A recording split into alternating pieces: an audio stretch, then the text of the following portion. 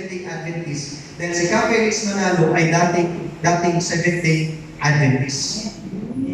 Kaya alam niyo mga kapatid, doon po sa panahon na yun, marami akong iniisip na nag-iisip ako kung saan ako pupunta, hihingi po mga kapatid ng appreciation. Hihingi ng saan pa ako pupunta para ma-appreciate ako. Kasi nga po hindi po ako favorite mga kapatid. Hindi ako favorite. Yung mga kapatid ko, pagdating ng ganitong buwan, lahat kami pinagbibigyan. Pero nagugulat ako, pag mamimili na po kami mga kapatid, yung pera ko, ubos na, pero sa kanila, meron pa. Tapos sabi ng kapatid ko, nagbigay kasi si Papa ng addition na ganito. Sabi rin sa kapatid, maingay. Alam niyo mga kapatid, during that time, nung hindi ko pa nakikilala yung Panginoon, ang gusto ko po, paghigantihan yung parents ko. Ang gusto ko po mga kapatid, maghiganti sa parents ko. Pero alam niyo po, dahil po sa kabutihan ni Kristo, buti na lang napansin ako ng Panginoon. Buti na lang, before pa ako ipanganak mga kapatid, pinansin na ako ng Panginoon. At dahil dyan mga kapatid, yung pong pag-ibig ni Kristo, imbis na magalit ako sa magulang ko, yung magulang ko po, binawian ko po ng pag-ibig. Hindi ko binawian ng binigwasan. Binawian ko po mga kapatid ng pag-ibig. At sabi ko, isa sa goal ko mga kapatid ay ipagawa yung kanilang bahay. At yun po yung aking ginawa. Hindi ko po yan pinag-ayabang. Ang point ko lang mga kapatid, alam ko po, dumadating tayo sa point kung minsan. Naghahanap tayo ng appreciation. Kung minsan iniisip natin, para tayo walang halaga. Minsan ang iniisip natin mga kapatid, parang may patutunguhan pa ba yung buhay ko? Tayo ba'y mahalaga? Pero alam niyo mga kapatid, ang sabi dito mga kapatid, sa writings po ni Ellen White, you respond to the love of God. Kasi ang gusto ng Panginoon is magkaroon po tayo ng repentance. Ang gusto ng Panginoon, magsisi tayo, at before natin makita yung value natin, tignan natin kung paano tayo binalyo ng ating Panginoon. Amen? Sabi po dito mga kapatid, the principalities and powers of darkness assembled around His cross. Lahat daw po mga kapatid ng fallen angels nakapaligid sa cross ni Jesus Christ. The arch-apostate is still retaining his lofty stature, led the apostate host who were linked with human beings. Ito na. No, yung cross mga kapatid, si Jesus Christ nakapako sa cross, yung mga fallen angels, pati si Satan ay nandun. At sila po mga kapatid ay nag-aasar. Ang sabi pa po dito, Christ yielded not to the torturing foe, even in his bitterest anguish.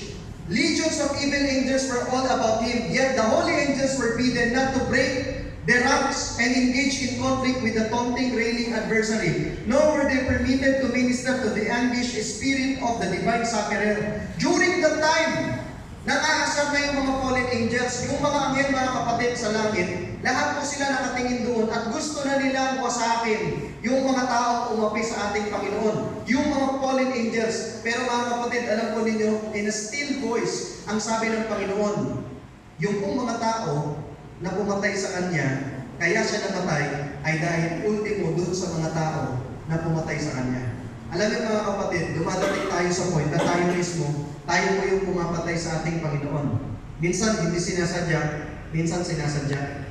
Dumadating tayo sa point na pinapahiya natin ang Panginoon, kung minsan sa ating pananampalataya, minsan po sa ating gawa. Sa totoo lang, maraming beses, itong 2024 for sure, marami tayong experiences na napahiya natin ang ating Panginoon. Pero alam niyo mga kapatid, ito pong experience na ito ay parang yung kwento ng isang bata na nawalan po ng isang laruan. Itong laruan na ito ay favorite niya.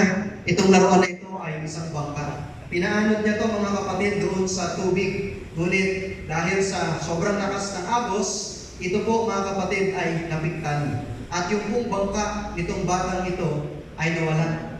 Alam niyo mga kapatid, lungkot na lungkot itong batang ito. At sabi nga po sa awit mga kapatid, hindi niya alam kung anong gagawin niya.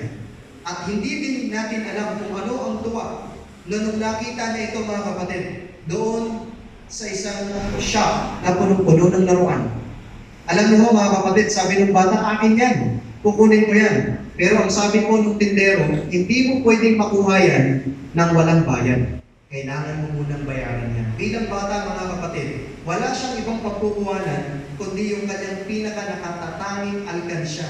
At nung binasag niya ito, kinuha po niya yung pera at dinala niya mga kapatid doon sa tindahan. At binili niya yung kanyang bangka. At nung hawak-hawak niya na yung kanyang bangka, ito po ang kanyang sinabi, 2 beses kang naging akin. Noong una, ginawa kita. At at ngayon, inubos kita.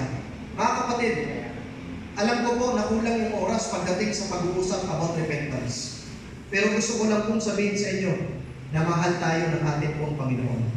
Ang gusto ng Panginoon ay magpapakumbaba tayo dahil ang gusto ng Panginoon ay yung mapagpatawad na puso. Ang gusto ng Panginoon ay yung ma-realize natin kung gaano niya tayo kaibig-ibig to the point na namatay po siya para po sa atin. Ang sabi po ng Bible, ang upahan at hindi pastol at hindi may-ari ng mga tupa nang makitang dumarating ang asong gubat ay pinababayaan ang mga tupa at tumatakas.